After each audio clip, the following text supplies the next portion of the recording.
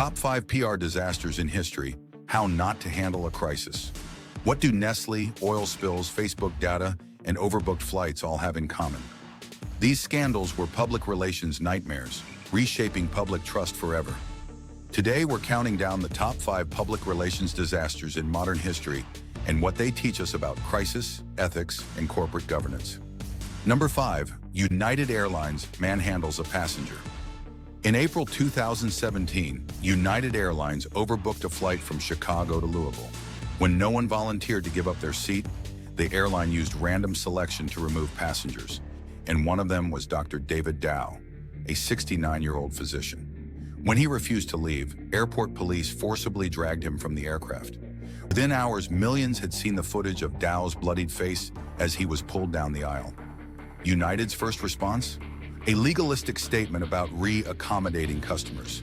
CEO Oscar Munoz issued an internal memo calling Dow disruptive and belligerent. The internet exploded. United's stock dropped nearly $1 billion in value. The apology came, but late. Takeaway: a delayed apology isn't an apology. It's a confirmation of guilt. Empathy and immediacy matter most. Number 4, Exxon Valdez oil spill. On March 24, 1989, the Exxon Valdez oil tanker struck a reef off the coast of Alaska, spilling over 11 million gallons of crude oil into Prince William Sound. It devastated marine life, local fisheries, and the Alaskan environment. But Exxon's other disaster was its communication, or lack of it. It took CEO Lawrence Rawls 6 days to issue a public statement. He never visited the site, leaving government officials to front the crisis. Local communities and environmental groups were furious. What made matters worse? When Rawls finally did appear, he came across as defensive and distant. Instead of acknowledging pain, he recited legal positions. Takeaway: speed and sincerity matter more than spin in an ecological disaster. Show up early, lead with empathy, and accept responsibility. Number 3, BP Deepwater Horizon. In April 2010, the Deepwater Horizon oil rig, leased by British Petroleum, or BP, exploded in the Gulf of Mexico. 11 workers died. Nearly 5 million barrels of oil leaked into the ocean over the next 87 days. It was the largest marine oil spill in history. The PR disaster came swiftly.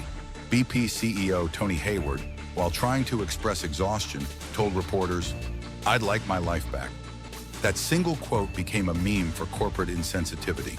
In press briefings, BP appeared more concerned about legal implications than human and environmental costs. They released inconsistent updates, offered unclear commitments, and rarely showed leadership at the front lines. Takeaway: never make a crisis about you, especially when lives are lost. Compassion and transparency aren't just moral, they're strategic. Number 2, Facebook and Cambridge Analytica. In early 2018, it was revealed that political consulting firm Cambridge Analytica had harvested data from over 87 million Facebook users without consent. That data was used to build psychological profiles and target voters in the 2016 US election. Facebook's initial response? Silence. No press conference. No immediate acknowledgement. CEO Mark Zuckerberg waited 5 days to speak publicly, and when he did, the statement seemed unclear and rehearsed.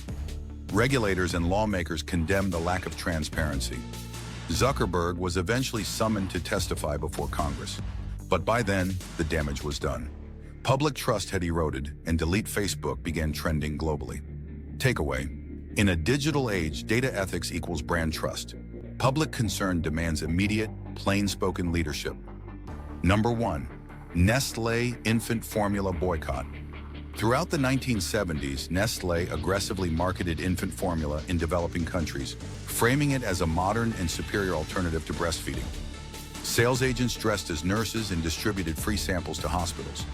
But when the free samples ran out, many mothers, whose milk supply had diminished, were left dependent on formula.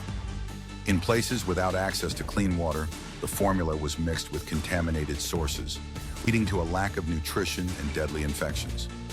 The ethical backlash exploded in 1977 when the Infant Formula Action Coalition, INFACT, launched a global boycott. Nestle was accused of exploiting vulnerable communities and promoting unsafe feeding practices for profit.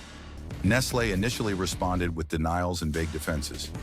In 1982, They publicly agreed to adhere to WHO's International Code of Marketing of breast milk substitutes. Takeaway: if you sell trust to vulnerable communities and break it, global accountability follows with lasting reputational damage. In a crisis, you need an honest, fast, and human voice. Because when your reputation is on fire, silence is gasoline.